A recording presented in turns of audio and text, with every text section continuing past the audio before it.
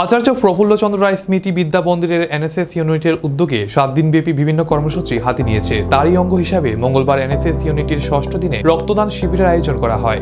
এই রক্তদান শিবিরে উপস্থিত ছিলেন মেয়র তথা দীপক মজুমদার, কাউন্সিলর প্রদীপ চন্দ্র, লতানাথ, বিশিষ্ট সমাজসেবক অসীম ভট্টাচার্য সহ অন্যান্যরা। এই দিনের অনুষ্ঠানে মেয়র দীপক মজুমদার সকল এনএসএস ইউনিটের ছাত্রছাত্রীদেরকে শুভেচ্ছা জানান। পাশাপাশি এই রক্তদান শিবিরে সকল স্বাস্থ্যকর্মীদের শুভেচ্ছা জ্ঞাপন করে।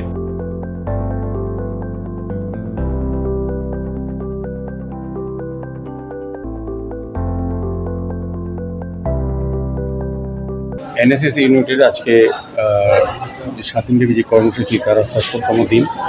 এখানে বিভিন্ন কর্মসূচি নিয়ে আলোচনা হয়েছে এবং গ্রহণ করা হয়েছে। তার অঙ্গ হিসেবে আজকে রক্তদান শিবির অনুষ্ঠিত হচ্ছে।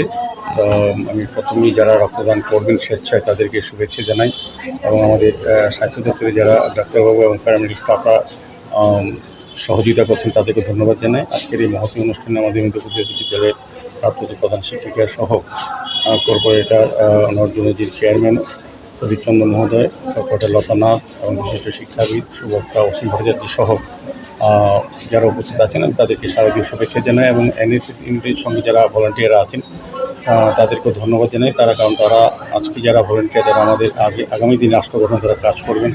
আমাদের রাজ্যে 100টি করা লক্ষ্য করা হচ্ছে যে চিন্তা ভাবনার সঙ্গে তারা কাজ করবেন। তাদের মানসিকভাবে তারা এখনই তৈরি হচ্ছেন যে পুঁথিগত বিদ্যার পাশাপাশি সমাজের জন্য সামাজিক কর্তব্য দায়িত্বকে সামনে রেখে নিজেকে তৈরি করার প্রয়াস বলবো। এনএসএসের বিভিন্ন কর্মসূচির মাধ্যমে তারা নিজেকে তৈরি করছেন, মানুষ হিসাবে, ছাত্র হিসেবে যিনি করছেন, নিজেকে মানুষ হিসেবে তৈরি করছেন, যারা আগামী দিনে সমাজ গঠনে রাষ্ট্র গঠনে তারা আত্মনিয়োগ করবেন, কাজ করবেন।